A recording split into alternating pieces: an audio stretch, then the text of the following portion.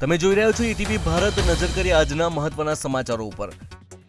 કોંગ્રેસ નેતા રાહુલ ગાંધી આજે શરૂ થનારી ભારત જોડો ન્યાય યાત્રા માટે મણિપુર પહોંચ્યા.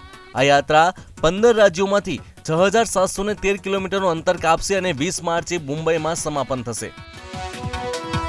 કોંગ્રેસ નેતા મિલિંદ દેવરા સીએમ શિંદેની હાજરીમાં શિવસેનામાં જોડાયા. આ દરમિયાન મુખ્યમંત્રી એકનાથ શિંદેએ તેમનું સ્વાગત કર્યું. ગૃહમંત્રી અમિત શાહે રવિવારે અમદાવાદના વેજલપર વિસ્તારમાં ધાબા ઉપર પતંગ ઉડાવી. આ દરમિયાન તેમના પરિવાર અને પાર્ટીના સભ્યો પણ રહ્યા હાજર. રાજ્યના ગૃહપ્રધાન હર્ષ સંઘવીએ પણ પોતાના નિવાસ સ્થાને પરિવારના સભ્યો અને મિત્રો જોડે પતંગ ચગાવ્યો. લોકોને પણ સાવચેતીપૂર્વક તહેવારની ઉજવણી કરવા માટે કરી અપીલ. ગોતીલો ગોતીલો અને રામ આયે હેના ગીતો સાથે સમગ્ર રાજ્યમાં ઉત્તરાયણની ધામધૂમથી ઉજવણી. રાજ્યના તમામ ધાબાઓ ઉપર પતંગનો માહોલ જામ્યો. પવનની ગતિ પણ સારી હોવાથી પતંગ રસિયાઓમાં આનંદ પ્રસરાવ્યો. 6 દશકા બાદ પ્રથમ વખત જૂનાગઢના ઉપરકોટ કિલ્લામાં ઉડી પતંગો.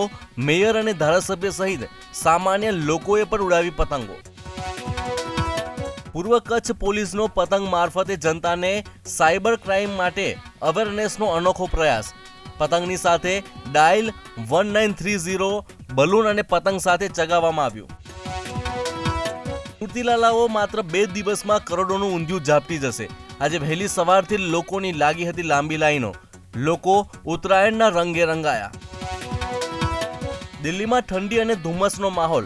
200 થી વધુ ફ્લાઇટ પ્રભાવિત થઈ. 22 થી વધુ ટ્રેનો મોડી દોડી.